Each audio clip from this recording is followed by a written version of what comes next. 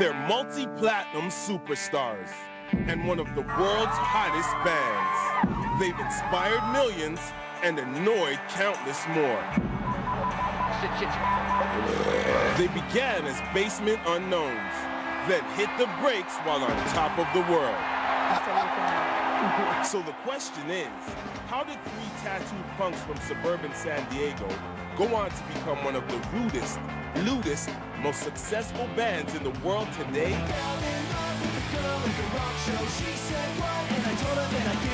Blink-182 was born to be.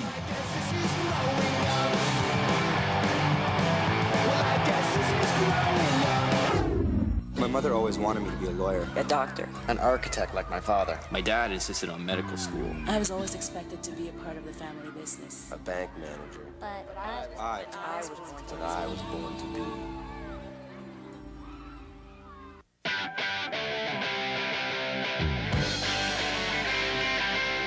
Southern California in the early 90s was a scene where three things ruled: skateboarding, surfing, and punk rock. San Diego is lots of ladies, lots of parties, and lots of, what else, Tom? Lots of water. Just boobs as far as the eye can see. Hi, my name's Mark. Mark Hoppus was born in Ridgecrest, a tiny town in the high desert of California. Hey, I'm from California. I can say it's rad. From the beginning, starting a band was all Mark could think about.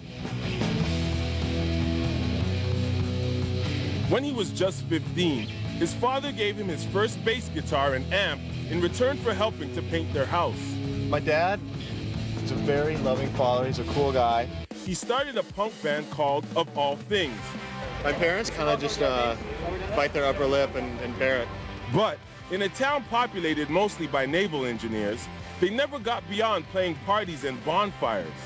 And we just wanted to play a small club in San Diego. That was our biggest dream. Meanwhile, in Poway, a suburb of San Diego, Tom DeLonge was writing songs between shifts at Gary's Chicken and Ribs. I am Tom DeLonge, but it should be DeLonge, because I went to France and they said, you're pronouncing it wrong. I'm all DeLonge. No, it is DeLonge. And I was like, yeah, that sounds right. A troublemaker with a reputation for practical jokes, Tom got kicked out of Poway High for his rowdy behavior at a school basketball game. My parents wouldn't let me play in a band. They always used it against me every time I got in trouble. It's like, I gotta quit my band, or they didn't like the music, or it's gonna, you know. I always say, like, I think if my parents were completely into what I was doing and loved my music, I probably wouldn't be here today. Though he was in hot water at the time, this suspension would be a major turning point in his life. Actually, you know what? They never said anything or looked at me, but I just had this overall feeling like I have everywhere I go where people just want to beat me up. So I was like, maybe I should go. Tom was transferred to Rancho Bernardo High and instantly made new friends among the skateboarder community. You know, people like me. People like hanging out with me. One of these friends was Ann Hoppus, Mark's sister. Mostly just to shut him up, Ann introduced him to her brother. The two bonded immediately over their common passions: skateboarding, punk rock, and a penchant for potty humor. We don't care. We just want to play fast music and offend people. Wiener. Marnie movies. There's a reason that Tom and I met, and, you know, we're pretty much the same guy in two different bodies. I feel like we're brothers. They instantly began writing songs together, with Tom on guitar and Mark on bass. Just as a generalization, the songs that I write the lyrics for, I sings, and the other songs that I write the lyrics for, Tom sings. But that way, I just got that, and I don't think that's funny. From the beginning, they knew they wanted more than just a few laps jamming in Tom's garage. So when you start a band, you always hope to God that you'll just end up playing in front of people. To be a proper band, they needed to fill out their sound. At a party, Tom met Scott Rayner, a local drummer also itching to start a band.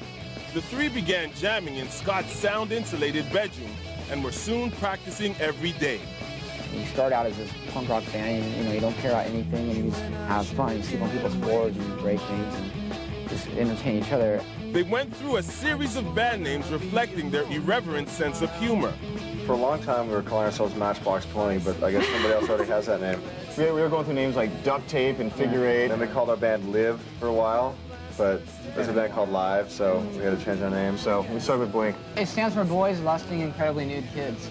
No, I don't know. I made that up years ago. It's not funny, I know. It's just a name that Tom made up when we were skateboarding one night. He's like, how do we call our band Blink? Their first recorded output was the no-budget, lo-fi cassette Fly Swatter, recorded in Scott's bedroom.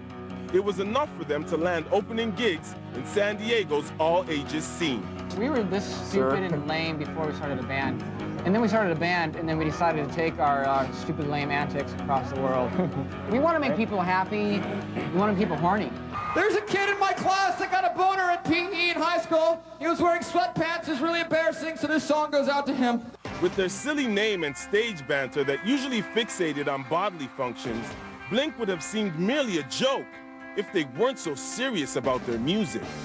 I don't know what people think, you know, I don't know what people are saying or whatever, but no matter what, we're going to try and make the best music we can, and we're going to do it for ourselves. It could be something beautiful.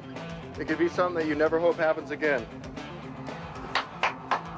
Let's go find out. They soon began a non-stop schedule of gigging on the local punk circuit, opening for bigger names like NoFX and Green Day, who were then still a local phenomenon. We're in a bedroom, and then we moved to a garage, and then a small little club, and then it kind of grew from there. Their next release, the Buddha cassette, was released by Filter Records in a run of less than 1,000.